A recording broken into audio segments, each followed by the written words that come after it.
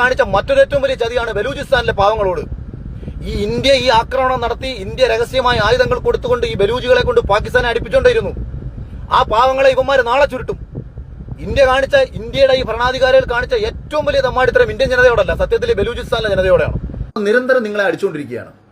ഇതെല്ലാം അടിച്ചുകൊണ്ടിരുന്നിട്ട് ഏറ്റവും ലാസ്റ്റ് അവൻ പറയുകയാണ്, അളിയാ നിർത്തി, ഇനി നമ്മൾ തമ്മിൽ യാതൊരു പ്രശ്നമില്ല, ഞാൻ ഈ പരിപാടി നിർത്തുകയാണ്, ഇനി എന്താന്ന് വെച്ചാൽ നീ തീരുമാനിക്കുക. അപ്പം നിങ്ങൾ തിരിച്ചു പറയാണ്, ഞാനും ഈ പരിപാടി നിർത്തി, ഒരു കുഴപ്പമില്ല, എൻ്റെ അമ്മയ്ക്കും പെങ്ങൾക്കും എൻ്റെ മക്കൾക്കും എൻ്റെ കുടുംബത്തിനും എന്ത് വന്നാലും പ്രശ്നമില്ല, നീ നിർത്തിയ സ്ഥിതിക്ക് ഞാനും നിർത്തുകയാണ്, നീ സമാധാനമായിട്ട് പോയി ജീവിച്ചോ, നീ നാളെ നിനക്ക് എന്തെങ്കിലും എന്നെ ചൊറിയണമെന്ന് തോന്നുന്ന സമയത്ത് നീ ധൈര്യമായിട്ട് വന്ന് ചൊറിഞ്ഞോ, കാര്യം ഞാൻ ഇവിടെ ഒരുപാട് എണ്ണത്തെ ഉണ്ടാക്കിയിട്ടിട്ടുണ്ട്, നിനക്ക് കൊല്ലണമെങ്കിൽ ഇവിടെ വന്ന് ധാരാളം ബിഗ് ബോസ് വഴി എനിക്ക് തോന്നുന്ന ആൾക്കാരിലേക്ക് എത്തപ്പെട്ട ഒരു വ്യക്തിയാണ് ഈ അഖിൽ മാരാർ എന്ന് പറയുന്നത്. അയാൾ പറഞ്ഞൊരു പ്രസ്താവനയാണ് നമ്മുടെ ഇന്ത്യക്കെതിരെ തന്നെ. അതായത് ബലൂചിസ്ഥാനികൾക്ക് അല്ലെങ്കിൽ അവിടുത്തെ വിഘടനവാദികൾക്ക് ഫണ്ടിങ് ചെയ്യുന്നത് ഇന്ത്യയാണ്. എത്രയോ കാലമായിട്ട് ഈ പറയുന്ന പാകിസ്ഥാൻ ഉന്നയിച്ചുകൊണ്ടിരിക്കുന്ന ഒരു കാര്യമാണ് ഇതെന്ന് പറയുന്നത്. ഇന്ത്യ നിഷേധിച്ചുകൊണ്ടിരിക്കുന്ന ഒരു കാര്യത്തെ ഇന്ത്യയിൽ നിന്നുള്ള ഒരു പൗരൻ പറയുവാണ്, ശരിയാണ്, അവിടുത്തെ വിഘടനവാദികൾക്ക് എല്ലാ തരത്തിലുള്ള കലാപവും ഉണ്ടാക്കാനുള്ള ഫണ്ട് ചെയ്യുന്നത് ഈ പറയുന്ന ഇന്ത്യ തന്നെയാണെന്ന്. എന്തുമാത്രം ദേശീയ വിരുദ്ധതയാണ് അയാൾ പറഞ്ഞെന്നുള്ള കാര്യം ആലോചിക്കണം. ആദ്യം ഇതിനെക്കുറിച്ച് അറിയാത്ത ആൾക്കാരാണെന്നുണ്ടെങ്കിൽ BLA, അതായത് ബലൂജ് ലിബറേഷൻ ആർമി എന്താണെന്ന് ആദ്യം മനസ്സിലാക്കണം. അതായത് പാകിസ്ഥാനിലെ തന്നെ ഏറ്റവും വലിയൊരു പ്രവിശ്യയാണ് ഈ പറയുന്ന ബലൂചിസ്ഥാൻ എന്ന് പറയുന്നത്. അവിടുത്തെ ഈ പറയുന്ന സായുധ വിപ്ലവകാരികളെന്നോ അല്ലെങ്കിൽ വിഘടനവാദികളെന്നോ അല്ലെങ്കിൽ അവർ തന്നെ പറയുന്ന വിമോചനവാദികൾ എന്നൊക്കെ രീതിക്ക് പറയുന്നുണ്ട്.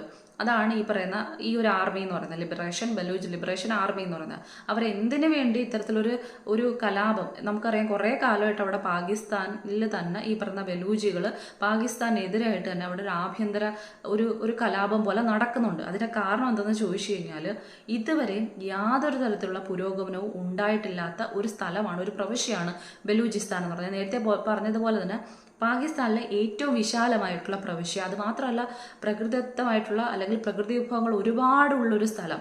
അതിനെ എങ്ങനെ യൂട്ടിലൈസ് ചെയ്യണോ അല്ലെങ്കിൽ അതിനെ കൃത്യമായിട്ട് ശരിക്കും പറഞ്ഞാൽ അവർക്ക് അതിനുള്ള ഒരു സോഴ്സ് ഇല്ല. കാരണം അവർക്ക് പാർപ്പിടമില്ല, ഈ പറയുന്ന വൈദ്യുതി ഇല്ല, റോഡ് ഗതാഗതം, ഇതൊന്നും അവർക്ക് ഒരു വികസനവും അവർക്കുണ്ടായിട്ടില്ല. പാകിസ്ഥാനിൽ ഉള്ള ഒരു സ്ഥലമായിരുന്നിട്ട് പോലും. പക്ഷെ ഇത് പാകിസ്ഥാൻ ഗവൺമെന്റ് അല്ലെങ്കിൽ അവർ ഭരിക്കുന്ന അതിന്റെ യാതൊരു ഗുണവും അവരിലേക്ക് എത്തപ്പെടുന്നില്ല. എന്നാൽ ഈ ഒരു പ്രകൃതി വിഭവങ്ങളെ നല്ല രീതിക്ക് അവർ ചൂഷണം ചെയ്യുക, അവരെ കൊണ്ടുപോവുകയും ചെയ്യുന്നുണ്ട്. അപ്പോൾ സ്വാഭാവികമായിട്ടും തങ്ങളുടെ വളർച്ച നടക്കുന്നില്ല അല്ലെങ്കിൽ തങ്ങൾക്ക് ഈ പറയുന്ന സ്വാതന്ത്ര്യമില്ലായ്മ ഇതിനെക്കുറിച്ച് പറഞ്ഞുകൊണ്ട് ഇതിനെക്കുറിച്ച് ആയതുകൊണ്ട് കുറേയധികം ഈ പറയുന്ന വിപ്ലവം അല്ലെങ്കിൽ ഈ പറയുന്ന കലാപം പോലെ അവർ നടത്തുന്നുണ്ട്. അപ്പോൾ അവിടെ അവർ സ്വയം പറയുന്നത് അവിടുത്തെ അവർ ഈ പറഞ്ഞ വിമോചനത്തിന് വേണ്ടി നടത്തുന്ന കലാപമാണെന്നുള്ള രീതിക്കൊക്കെയാണ് പറയുന്നതെന്ന് പറഞ്ഞത്. അതിന് കുറേയധികം കാര്യങ്ങളുണ്ട്. ഇങ്ങനെ നടത്തിയതിൻ്റെ ഫലമായിട്ടൊക്കെ അവിടെ ഉണ്ടായിരുന്ന 15,000 എത്രയോ പുരുഷന്മാർ അല്ലെങ്കിൽ ആൺകുട്ടികൾ ഇതിനകത്തുള്ളവരെയൊക്കെ പെട്ടെന്ന് കാണാതാവുക, അങ്ങനെ കുറേ കാര്യങ്ങൾ ഇതിൻ്റെ പിന്നിൽ അങ്ങനെ കുറേ കാര്യങ്ങളുണ്ട്. ഇതൊക്കെ പാകിസ്ഥാൻ തന്നെയാണെന്നുള്ള രീതിക്കൊക്കെ ഭയങ്കരമായിട്ട് ഒരു കാര്യമാണ് അവിടെ സംഭവിച്ചുകൊണ്ടിരിക്കുന്നതെന്ന് പറയുന്നത്. അപ്പം ഈ ഒരു കാര്യത്തിനാണ് അടിത്തറ ഇട്ട് കൊടുത്തിരിക്കുന്നതെന്ന് പറയുന്നത് ഈ പറയുന്ന അഖിൽ മാരാർ എന്ന് പറയുന്നത്. അവിടെ അവരുടെ ഒരു എന്താ പറയുന്നത് ലിബർട്ടിക്ക് വേണ്ടിയിട്ട് അവർ നടത്തിക്കൊണ്ടിരിക്കുന്ന ഒരു വിപ്ലവമാണ്. അതിൽ ഒരുപാട് പേരെ ആവശ്യമില്ലാത്ത കാര്യങ്ങൾ നടക്കുന്നുണ്ട്, മരണപ്പെടുന്നുണ്ട്, കുറേ കാര്യങ്ങൾ പിടിച്ചെടുക്കുന്നുണ്ട്, ട്രെയിൻ പിടിച്ചെടുക്കുക, അങ്ങനെ കുറേ കാര്യങ്ങളൊക്കെ അവിടെ നടക്കുന്നുണ്ട്. അപ്പം ഇതാണ് ഇയാൾ പറഞ്ഞ കാര്യം എന്ന് പറയുന്നത്. ഇത് ഒന്നാമത്തെ കാര്യം, ദേശീയ വിരുദ്ധതയാണിതെന്ന് പറയുന്നത്. രണ്ടാമത്തെ കാര്യം എന്ന് പറയുന്നത് അഖിൽ മാരാർ പറഞ്ഞ കാര്യം, മറ്റ് രാജ്യങ്ങൾക്കൊന്നും ഇന്ത്യയെ ഒരു പേടിയില്ല, ഇന്ത്യ കണ്ടിട്ട് പേടിക്കുന്നില്ല, ഇന്ത്യ പ്രധാനമന്ത്രിയെ കണ്ടിട്ട് യാതൊരു കൂസലുമില്ല.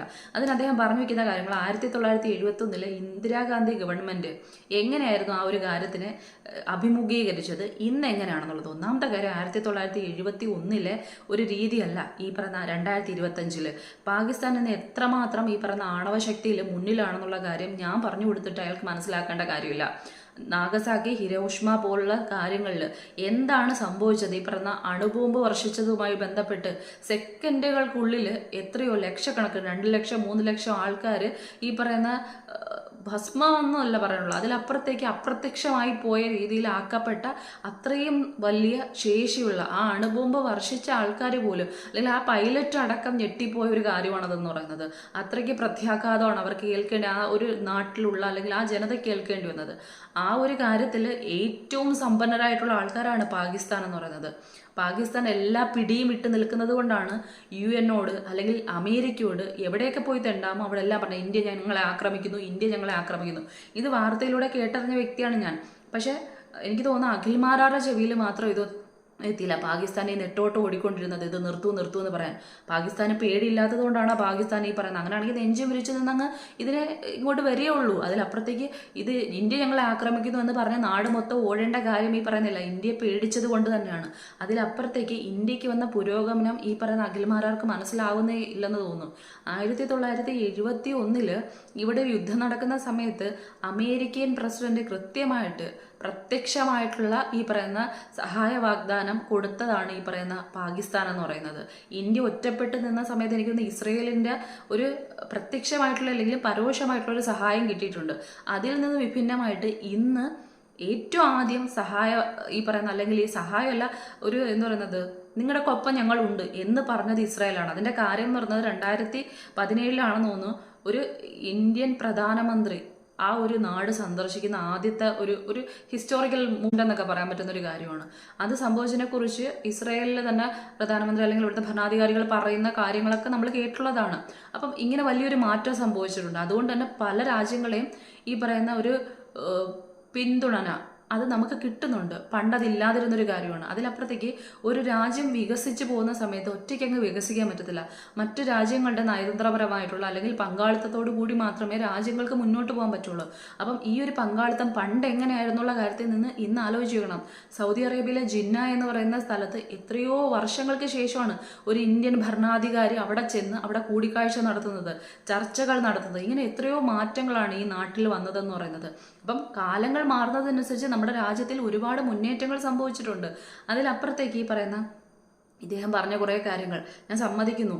ഈ പറയുന്ന ഒരു വനിത എന്ന രീതിക്കും ഏറ്റവും ശക്തിയായിട്ടുള്ള ഒരു ഭരണാധികാരി തന്നെയായിരുന്നു. എല്ലാ രാജ്യങ്ങളും അല്ലെങ്കിൽ അമേരിക്ക അടക്കം പേടിച്ച് കണ്ട ഒരു ഭരണാധികാരി തന്നെയായിരുന്നു ഇന്ദിരാഗാന്ധി. അതിലൊന്നും ഞാനൊരു കാര്യം പറയുന്നില്ല. പക്ഷെ ഓരോ ഭരണാധികാരികളും ഇന്ത്യയിൽ നടന്ന ഓരോ പ്രശ്നങ്ങൾ വരുന്ന സമയത്തും എടുത്ത തീരുമാനങ്ങൾക്ക് പിന്നിൽ എന്തൊക്കെയോ കാരണങ്ങളുണ്ട്. അവരുടേതായിട്ടുള്ള അല്ലെങ്കിൽ നമ്മുടെ രാജ്യങ്ങൾക്ക് വേണ്ടിയിട്ടുള്ള ഓരോ തീരുമാനങ്ങൾ. അതിൻ്റെ കാര്യമാണ് ഈ പറയുന്ന ഒന്ന് ആലോചിച്ച് നോക്കിയേ. ഇന്ത്യ സീസ് ചെയ്ത 93,000 പാക് പട്ടാളക്കാരെ എന്തുകൊണ്ടാണ് ഏതവസരത്തിലാണ് ഈ പറയുന്ന ഇന്ദിരാഗാന്ധി തിരിച്ചു വിട്ടതെന്നുള്ളൊരു കാര്യം. അതിലപ്പുറത്തേക്ക് ഒരു ടൈമിൽ 71 കറാച്ചി വരെ നമ്മുടെ അല്ലെങ്കിൽ അതിനടുത്ത് വരെ നമ്മുടെ ഇന്ത്യൻ ആർമി എത്തപ്പെട്ടിട്ട് എന്തുകൊണ്ടാണ് തിരിച്ചു പോരാനായിട്ട് ഇന്ദിരാഗാന്ധി അവരോട് പറഞ്ഞത്. അപ്പം ആ ഒരു കാര്യത്തിലൊന്നും ഈ പറയുന്ന നമ്മുടെ ഇദ്ദേഹത്തിന് സംസാരിക്കുക വേണ്ട. ഇദ്ദേഹം രാഷ്ട്രീയം വെച്ച് കളിച്ചുകൊണ്ടിരിക്കുകയാണ്.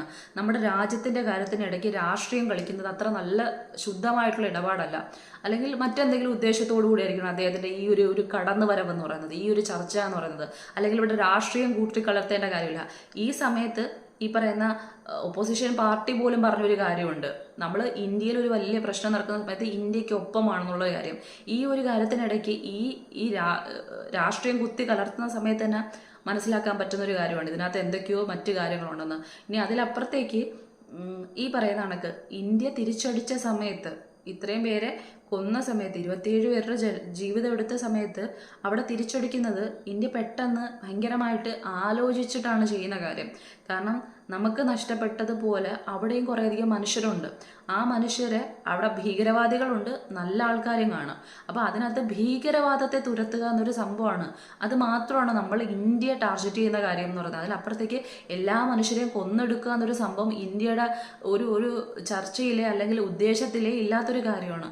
സ്വാഭാവികമായിട്ടും അവിടുത്തെ കുറേ കാര്യങ്ങൾ എവിടെയാണ് ഭീകരവാദ സെന്ററുകൾ, ഈ കാര്യങ്ങളെല്ലാം നോക്കിയിട്ടാണ് ഇന്ത്യ അവിടെ തിരിച്ചടി കൊടുത്തതെന്ന് പറയുന്നത്.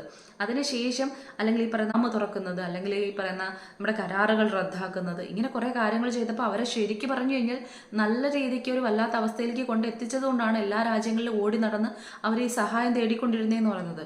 മറ്റുള്ള ആൾക്കാർക്ക് വേണമെങ്കിൽ നമ്മുടെ രാജ്യം ചെറുതായിരുന്നുണ്ടെങ്കിൽ ഞങ്ങൾ പാകിസ്ഥാൻ്റെ കൂടെ നിൽക്കുമെന്ന് പറഞ്ഞുകൊണ്ട് ഇന്ത്യ അറ്റാക്ക് ചെയ്യാൻ പറ്റുമായിരുന്നു. അതിന് പറ്റിയൊരു അവസരമായിരുന്നു. പക്ഷേ ഏതെങ്കിലും ഒരു രാജ്യം മുന്നോട്ട് വന്നിട്ട് പാകിസ്ഥാൻ്റെ പൂർണ്ണമായിട്ടുള്ള പിന്തുണ ഏതെങ്കിലും ഒരു രാജ്യം പറയുന്നത് അഖിൽമാരാർ കേട്ടോ? ഇല്ല. അതിൻ്റെ കാരണം എന്ന് പറയുന്നത് ഇന്ത്യ വളർന്നതുകൊണ്ട് തന്നെയാണ്. ഇന്ത്യ സാമ്പത്തികമായിട്ടായാലും മറ്റേത് തരത്തിലായാലും ഡിഫൻസിൻ്റെ കാര്യത്തിലായാലും ഇനി നയതന്ത്ര ചർച്ചകളിലൂടെ ഉണ്ടായ പങ്കാളിത്തത്തിലായാലും ഒരുപാട് മുന്നിൽ വന്നു കഴിഞ്ഞാണ്. ആ പങ്കാളിത്തം ഒറ്റയടിക്ക് നമ്മളങ്ങ് തകർത്ത് കഴിഞ്ഞാൽ എന്തോ എടുത്ത് ഈ പറയുന്ന കണക്ക് അഖിൽമാരാർ പറഞ്ഞ കണക്ക് ഒറ്റ ചാട്ടത്തിനടുത്ത് ചാടാൻ പറ്റത്തില്ല. കാരണം നമ്മുടെ നാട്ടിലുള്ള ഈ ജനങ്ങളിൽ പഠിക്കാനായാലും ജോലിക്കായാലും മറ്റ് പല രാജ്യങ്ങളിലും ചേക്കേറിയിട്ടുണ്ട്, പല രാജ്യങ്ങളിലും. അപ്പം ആ രാജ്യങ്ങളിൽ നമ്മൾ പോകുന്ന സമയത്ത് നമുക്കൊരു സ്വാതന്ത്ര്യം കിട്ടുന്നുണ്ടെങ്കിൽ, അല്ലെങ്കിൽ നമുക്ക് അവിടെ ഒരു എന്ന് പറയുന്നത് കൺസിഡറേഷൻ കിട്ടുന്നുണ്ടെങ്കിൽ, നമ്മുടെ രാജ്യവും ആ രാജ്യവും തമ്മിൽ എന്തെങ്കിലും ഒരു കാര്യത്തിൽ പങ്കാളിത്തം ഉള്ളത് കൊണ്ടാണ്. ആ പങ്കാളിത്തത്തെ ഒറ്റയടിക്ക് ഇല്ലാതാക്കാൻ നമ്മുടെ രാജ്യത്തിന് കഴിയില്ല. നേരത്തെ പറഞ്ഞതുപോലെ തന്നെ ഇന്ത്യ പേടിച്ചുകൊണ്ടാണ് പാക് എന്ന് പറയുന്ന രാജ്യം ഈ പറയുന്ന മൊത്തത്തിൽ തന്നെ ചറപറ ഷെല്ലിങ് ചെയ്തതെന്ന് പറയുന്നത്, ഷെല്ലിങ് നടത്തിയെന്ന് പറയുന്നത്. അപ്പം ഈ പറഞ്ഞ ഡ്രോൺസ് അതിൻ്റെ അകത്ത് പോലും ഈ പറഞ്ഞ ഇത്തരത്തിലുള്ള കാര്യങ്ങൾ വർഷിക്കുന്ന സമയത്ത് ഇതിൽ എത്രണ്ണം നമ്മുടെ ഈ പറയുകയാണ് തിരിച്ചടിച്ചൂടെ എന്ന്. ഈ വിട്ട സാധനങ്ങൾ മൊത്തവും മണ്ണിൽ പതിക്കാതെ, ജനങ്ങൾ നശിക്കാതെ അല്ലെങ്കിൽ മരിക്കാതെ, നാട് മുടിയാതെ അവിടെ വെച്ച് തന്നെ, എയറിൽ വെച്ച് തന്നെ അത് ന്യൂട്രലാക്കാൻ വേണ്ടിയിട്ട് നമ്മുടെ ഇന്ത്യൻ സൈന്യം അല്ലെങ്കിൽ ഈ പറയുന്ന എയർഫോഴ്സ് എടുത്തിട്ടുള്ള ഒരു വലിയൊരു ദൗത്യമുണ്ട്. അതിന് ചില്ലറ പാടൊന്നുമല്ല. അവിടെ നിന്നൊരു ബോൾ വന്നിട്ട് ക്രിക്കറ്റ് എടുത്ത് അടിക്കുന്നത് പോലൊരു സംഭവമല്ല ഇവിടെ നിന്ന് ഈ പറയുന്ന ഇന്ത്യൻ ആർമി ആയാലും ചെയ്തിട്ടുള്ളതെന്ന് പറയുന്നത്. അതിന് വല്ലാത്തൊരു കാര്യമുണ്ട്. അത് ചെയ്തുകൊണ്ടിരിക്കുന്നതിൻ്റെ ഇടയിൽ വെച്ചിട്ട് മറ്റൊരു കാര്യത്തിലേക്ക് പോകാൻ നമ്മുടെ സൈന്യത്തിനോ ബാക്കി കാര്യങ്ങൾക്കോ കഴിയാത്തൊരു കാര്യമാണ്. അതിലപ്പുറത്തേക്ക് നമ്മുടെ നാട്ടിലുള്ള ജനതയുടെ വിശ്വാസം എന്ന് പറയുന്നത് അല്ലെങ്കിൽ അവരുടെ സുരക്ഷിതത്വം എന്ന് പറയുന്നത് പ്രധാനമന്ത്രിയിൽ തന്നെ നിൽക്കുന്ന ഒരു കാര്യമാണ്. ആ വ്യക്തി എടുക്കുന്ന ഓരോ തീരുമാനങ്ങളിലാണ് നമ്മുടെ ഇത്രയും കോടി മനുഷ്യരുടെ ജീവൻ എന്ന് പറയുന്നത്. ഈ പാക്ക് വരുന്നതിനനുസരിച്ച് ഒരു ബുദ്ധിയില്ലാത്തൊരു നാടാണതെന്ന് പറയുന്നത്. ആൾക്കാരെ കൊല്ലുക എന്ന് മാത്രം വിശ്വസിക്കുന്ന ഒരു നാടെന്ന് പറയുന്നത്. ആ നാടടിക്കുന്ന തിരിച്ചടിക്ക് അനുസരിച്ച് അതിനനുസരിച്ച് ഇവിടുന്ന് നാണയത്തെ കൊടുത്തുകൊണ്ടിരുന്നു കഴിഞ്ഞാൽ ചിന്തിക്കേണ്ട ഒരു കാര്യം എന്ന് പറയുന്നത്, ഇപ്പം പോയ മനുഷ്യരുണ്ടല്ലോ അവരുടെ ഇരട്ടിയായിട്ട് എന്തായാലും ആക്രമണം നടക്കുമ്പോൾ മരണങ്ങൾ ഉണ്ടായിക്കൊണ്ടേയിരിക്കും. ഒരുപാട് മരണസംഖ്യ ഉയരാനുള്ള സാധ്യതയുണ്ട്. അതിലപ്പുറത്തേക്ക് ഒരു ഗത്യന്തരവും ഇല്ലാതായി കഴിഞ്ഞാൽ പാകിസ്ഥാന് ചെയ്യാൻ പറ്റുന്നൊരു കാര്യമുണ്ട്, അണുവായുധം പ്രയോഗിക്കുക എന്ന് പറയുന്നൊരു സംഭവം. ആ ഒറ്റ കാര്യത്തിൽ തീരും എല്ലാ രാജ്യവും, അല്ലെങ്കിൽ നമ്മുടെ രാജ്യം ഒറ്റ സെക്കൻഡ് കൊണ്ട് തീരും. കാരണം അത്രയും വലിയ ശേഷി അവർക്കുണ്ട്. നമുക്കുണ്ട് ആ ശേഷി, പക്ഷെ നമ്മളെക്കാളും ഇരട്ടി ആ ഒരു കാര്യത്തിൽ അവർക്കാണുള്ളതെന്ന് പറയുന്നത്. നമ്മൾ ഒറ്റയ്ക്ക് പ്രയോഗിക്കുന്ന സമയത്ത് അവർ മൊത്തത്തിൽ എടുത്തിട്ടായിരിക്കും. കാരണം അവർക്ക് വേറെ വഴിയില്ലാതിരിക്കുകയാണ്. ഇന്ത്യ എന്നത് കൃത്യമായിട്ട് മനസ്സിലാവും. അപ്പം ഈ മൊത്തത്തിലുള്ള അനലൈസ് ചെയ്യുന്ന സമയത്ത് എനിക്ക് എൻ്റെ രാജ്യത്തിനെ കുറിച്ച് ഞാൻ ഭയങ്കര പ്രൗഡാണ്. എൻ്റെ രാജ്യത്തെ പേടിച്ചുകൊണ്ട് തന്നെയാണ് പാകിസ്ഥാൻ ഇരിക്കുന്നതെന്ന് പറയുന്നത്. അല്ലെങ്കിൽ പാകിസ്ഥാൻ ഇത്തരത്തിലുള്ളൊരു കരാറിലേക്ക് പോകേണ്ട ഒരു കാര്യമില്ല. ആ കരാറിലേക്ക് പോയിട്ടുണ്ടെങ്കിൽ ഉറപ്പായിട്ടും അതിന് പിന്നിൽ ചില ചർച്ചകളുണ്ട്, ചില കാര്യങ്ങളുണ്ട്. അതിലപ്പുറത്തേക്ക് ഓപ്പറേഷൻ സിന്ദൂർ ഇപ്പോഴും അവസാനിച്ചെന്ന് എവിടെയും എങ്ങും പരാമർശിച്ചിട്ടില്ല. അതിൻ്റെ ചർച്ചകൾ നടക്കും എന്ന് തന്നെ പറഞ്ഞിട്ടുണ്ട്. അപ്പോൾ സ്വാഭാവികമായിട്ടും അതിനൊന്നും ഒരു ഇതുമില്ലാതെ ഉത്തരമൊന്നും എത്തിയിട്ടില്ല. അതിന് മുന്നേ ഇതുപോലുള്ള കാര്യങ്ങൾ പറയുന്നവരെ ഒരുപാട് ശ്രദ്ധിക്കേണ്ട കാര്യമാണ്. കാരണം വായി തോന്നുന്ന കോതയ്ക്ക് പാട്ടെന്ന് പറഞ്ഞുകൊണ്ട് ഇങ്ങനെ വിളിച്ചു പറഞ്ഞ ഒന്നുമില്ലെങ്കിൽ ഇന്ത്യ നാണക്കെടുന്നത്. ഇന്ത്യ ആർക്കും പേടിയില്ല, ഇത്തരത്തിലൊക്കെ സ്വന്തം രാജ്യത്തിൽ ഇരുന്നു കൊണ്ട് രാജ്യത്തെ ആർക്കും പേടിയില്ല എന്നൊക്കെ പറയാൻ വേണ്ടിയിട്ട് വികാരം കൊണ്ട് പറഞ്ഞു പോയതായിരിക്കും. പക്ഷെ പറയുന്ന വാക്കുകൾ തിരിച്ചെടുക്കാൻ പറ്റില്ല എൻ്റെ പൊന്ന് മാരാരെ.